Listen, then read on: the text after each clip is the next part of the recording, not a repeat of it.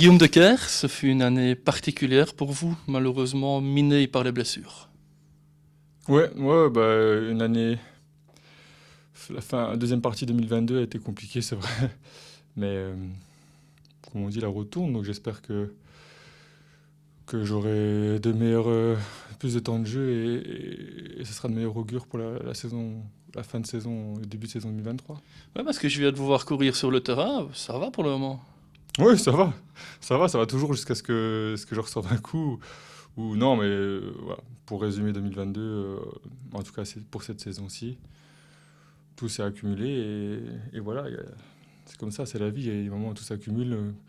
On dit ça que c'est la loi des séries et je pense que je suis tombé dans une bonne série. Maintenant, ce que je regrette, c'est que je peux pas aider les copains. Donc c'est plus ça qui me dérange. Mais voilà. Vous avez déjà vécu une année assez noire sur le plan footballistique? Ouais, il y a 9 ans, on va dire une dizaine d'années, j'ai eu les ligaments croisés. Mais quand on a une grosse blessure comme ça, on sait qu'on a la grosse blessure et on sait ce qu'on prend entre guillemets comme sanction. Là, quand c'est mentalement, quand on rechute ou on se reblesse ailleurs, c'est un peu frustrant. Ou quand le Covid s'en mêle, ou quand tout n'est pas rose à côté. Donc voilà, c'est comme ça. C'est comme ça. Je pense qu'il y a beaucoup de gens qui souffrent dans leur travail. Donc je peux pas me plaindre d'être footballeur. Donc ce n'est que des bobos, quoi. C'est là où le mental est capital, en fait, parce que le deuxième tour arrive, en tout cas la deuxième partie de saison. On vous attend, Guillaume. Ouais, on m'attend pas moi. Je pense qu'on attend tout le monde.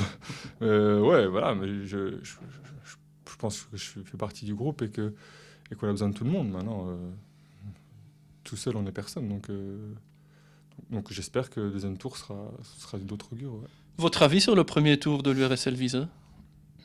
Bah, ça, c'est une question piège parce que ça fait quoi? Ça veut dire qu'il faut que je tire sur les copains ou quoi? Non. Déjà, j'ai pas vu tous les matchs, à l'extérieur notamment. Et, franchement, sincèrement, je sais pas quoi te dire. J'ai vu des matchs où on a parlé de mental, on a parlé de petits détails. Ouais, c'est vrai. Maintenant, la mayonnaise prend pas, quoi. Et tout ça, c'est dommage. Et aussi, tu me parles de blessures pour moi, mais on est pas mal aussi touché par les blessures. Alors, c'est peut-être pas aussi long que moi, mais on a aussi des petits bobos à droite à gauche sur des joueurs qui sont importants. Même si tous les joueurs, d'un minot de 18 ans au plus ancien de 35 ans, tout le monde est important. Mais voilà, des fois, il me semble il y a des matchs, encore pas si longtemps que ça, où j'ai l'impression que le staff regarde compter un peu ses pions et essayer de pas trop faire des séances chargées pour pas que ça continue, la spirale des bobos continue. Mais ça, c'est comme ça, on subit et puis on essaie de relever la tête. Sinon, on dit bah visez, ok, super, on arrête et puis on termine le championnat comme ça. Alors même si les résultats face aux équipes réserves sont quelque peu décevants, l'avantage c'est que la saison est encore très longue. C'est-à-dire qu'il y a vraiment moyen de remonter au classement général. Pourquoi? Qu'est-ce que tu as en tête? Ben, l'URSL Visé pour le moment est dans le ventre mou. Du côté du Ah ouais, mais vestiaire, on se dit quoi? bah, on dit simplement, je crois que je sais plus quel membre du staff l'a dit, quand on est au fond, en tout cas dans la spirale où on est, hein, on n'est pas dernier, mais quand on est au fond, avec la spirale des matchs négatifs qu'il y a eu, qui se sont répétés, on peut que remonter. Je vois pas comment, pire que ça serait vraiment un calvaire, quoi. Donc oui, il reste des matchs, mais force est de constater que on n'a plus rien à jouer. Si ce n'est le maintien, c'est la vérité, non? Mhm. Donc on va juste essayer de montrer un beau visage de visée et puis, je pense qu'on aura sauvé notre saison. Dernière question, un petit peu Ouais. spéciale. Dimanche, vous vous êtes déplacé du côté de Knock, Mm. c'est-à-dire qu'il y a un match que vous avez loupé à la TV. Ouais, bah, j'ai loupé 2 matchs, quoi. Le premier, c'est le nôtre, mais je crois qu'il y a eu que la Fédé ou la Ligue, je sais pas comment on appelle ça ici, mais n'est pas de tout reproche et beaucoup d'équipes se sont déplacées pour rien. Maintenant, nous, malheureusement, c'était le déplacement le plus long, donc il faudra le refaire. Et j'imagine en semaine, dans un calendrier qui sera peut-être serré sur la fin de championnat, je ne sais pas. Mais on va se retaper Knock.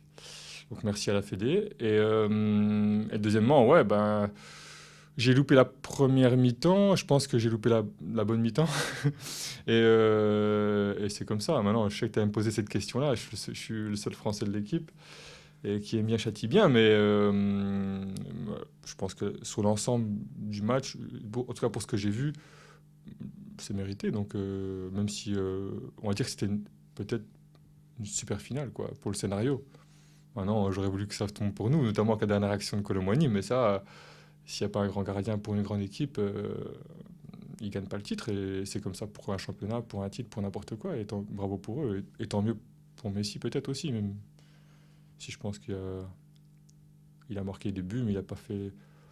Par rapport à certains autres joueurs, il était équivalent, il n'était pas supérieur à chaque fois, quoi. Mais respect, hein, que ça à dire. Votre regard pour terminer sur cette Coupe du Monde?